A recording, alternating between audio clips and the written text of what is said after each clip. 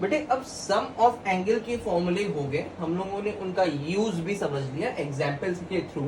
अब हम लोग क्या करेंगे, दूसरे टॉपिक पर आएंगे, डिफरेंस ऑफ एंगल। ठीक, इसमें भी वही हम लोग को 4 ट्रिग्नोमेट्रिकल रेशियो लेके चलने हैं। कौन कौन से? Sine, cos, tan, cot. ठीक, चलिए 1 2 3 देखिए 4 कौन कौन से हैं। सबसे पहला पार्ट होता है बेटा साइन ए माइनस बी, दूसरा होता है कॉस ए माइनस बी, तीसरा होता है बेटा टेन ए माइनस बी, और चौथा होता है बेटा last cot A minus B. चलिए देखते हैं हम लोग। साइन ए माइनस बी का फॉर्मूला क्या होता है बेटा? साइन ए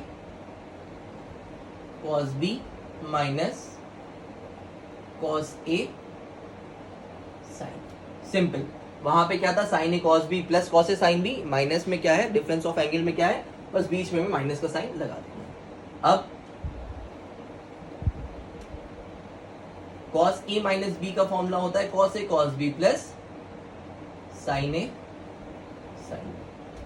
याद करिए वहां पे जब सम ऑफ एंगल का फॉर्मूला था तो वहां पे माइनस था, यहाँ पे डिफरेंस ऑफ एंगल है तो यहाँ पे प्लस है। इसको याद कैसे करना है? देखिए जब हम लोगों ने क्या किया था, एंगल की वैल्यू की टेबल लिखी थी, तो हम लोगों ने साइन की वैल्यू तो सीधे सीधे लिख ली थी 0, 1/2, 1/√2, √3/2 और 1। कॉस में हमने क्या कहा था कि भाई कॉस में उल्टी वैल्यूज लिख दो, है ना? तो हमेशा याद रखो यार, कॉस उल्टा होता है। उल्टा वही होता है ना कि जहां पे प्लस की बात करनी हो वहां माइनस कर दो, जहां माइनस की बात करनी हो वहां प्लस कर दो। देखिए कॉस ए प्लस बी का फॉर्मूला था तो भाई साहब बीच में माइनस लेके जा रहे थे। अब यहाँ पे कॉस ए माइनस बी की बात हो रही है तो ये बीच में प्लस लेकर आ रहा है। तो हमेशा याद रखिए कॉस उल्टा होता है, इसलिए हम लोग हमेशा साइन इसमें अपोजिट लगाते हैं। चलिए टेन ए माइनस बी का फॉर्मूला क्या होता है बेटे? नोट करते हैं इसे। देखिए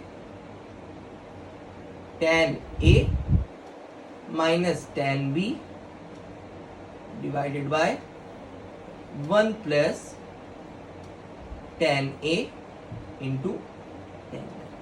ठीक है, चलिए लास्ट फॉर्मूले पे आते हैं कॉट ए माइनस बी पे। इसका फॉर्मूला होता है बेटा cot A multiplied with cot B plus 1 divided by, इसमें हमेशा याद रखिएगा भाई कॉट बी पहले आएगा और कॉट ए बाद में आएगा।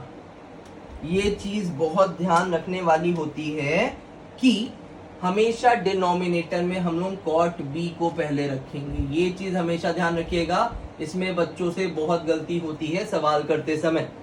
ठीक है, हमेशा कॉट ए माइनस बी के फॉर्मूले में क्या होगा? Cot A cot B plus 1 divided by cot B minus cot A. चलिए अब इन्हीं सारे कॉन्सेप्ट्स को हम लोग क्या करते हैं, न्यूमेरिकल के थ्रू सीखने की कोशिश करते हैं। तब तक उससे पहले आप जल्दी से चारों फॉर्मूले नोट कर लीजिए। पहले फॉर्मूले नोट कर लीजिए, फिर उसके बाद हम लोग क्या करेंगे, आगे बढ़ेंगे, इन्हीं पे न्यूमेरिकल देखेंगे कि इनका यूज एग्जैक्टली हम लोग करते कहां पर है। जल्दी से नोट करिए बेटा।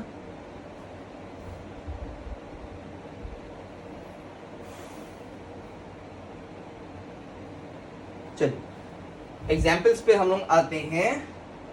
हमसे कहा गया है कि 15 डिग्री के लिए ट्रिग्नोमेट्रिकल रेशियोज की वैल्यू बताओ।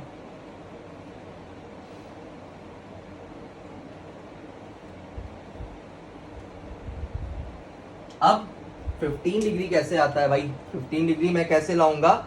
मेरे पास 5 ही वैल्यूज हैं जो हमें हमेशा पता रहती हैं, 0, 30, 45, 60, 90। हम कैसे ला सकते हैं 15 डिग्री? हम लोग दो तरीके से ला सकते हैं, या तो हम 60 माइनस 45 कर दें, है ना, या तो 45 माइनस 30 कर दें। तो हम 45 माइनस 30 करके चलते हैं। हम लोग जानते हैं कि भाई कि 15 डिग्री का मान कैसे आएगा भाई? ये आएगा 45 डिग्री माइनस 30। चलिए निकालना शुरू करते हैं। सबसे पहले क्या? सबसे पहले हम निकालेंगे साइन 15 की वैल्यू।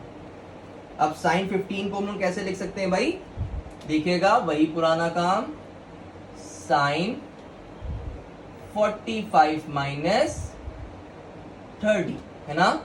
चलिए ये हो गया बेटा एंगल ए, ये हो गया बेटा एंगल बी। फॉर्मूला लगाएंगे साइन ए माइनस बी का, क्या होता है sine A cos B minus cos A sine B. चलिए sine 45 into cos 30 minus cos 30 into sine, ये फिर से मैंने वो रिपीट कर दिया, कॉस 45 इंटू साइन 30। फॉर्मूला क्या होता है साइन ए कॉस बी, उसके बाद कॉस ए साइन बी, तो sign A cos B cos A sine B. चलिए साइन 45 मतलब 1/√2, कॉस 30 मतलब √3/2 माइनस कॉस 45 मतलब 1/√2, साइन 30 मतलब 1/2। देखिए ये वैल्यू क्या आ जाएगी, √3/2√2 माइनस 1/2√2, जिससे ये आंसर आ जाएगा बेटा मेरे पास √3 माइनस 1 डिवाइडेड बाई 2√2। डन।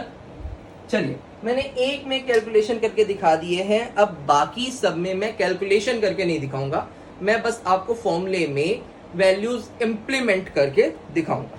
चलिए साइन 15 हो गया, आते हैं हम लोग किस पे, कॉस 15 पे। कॉस 15 को हम लोग बेटा कैसे लिख सकते हैं, कॉस 45 माइनस 30। डन। वही cos A cos B plus sign A sine B का फॉर्मूला लगेगा कॉस ए माइनस बी के लिए।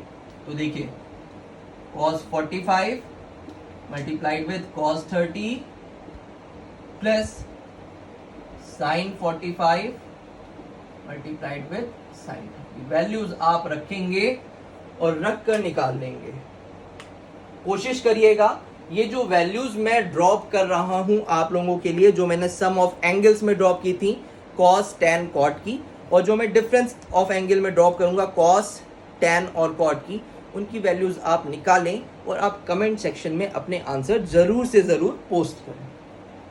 चलिए cos 15 हो गया बेटे। नेक्स्ट आएगा बेटा क्या, tan 15।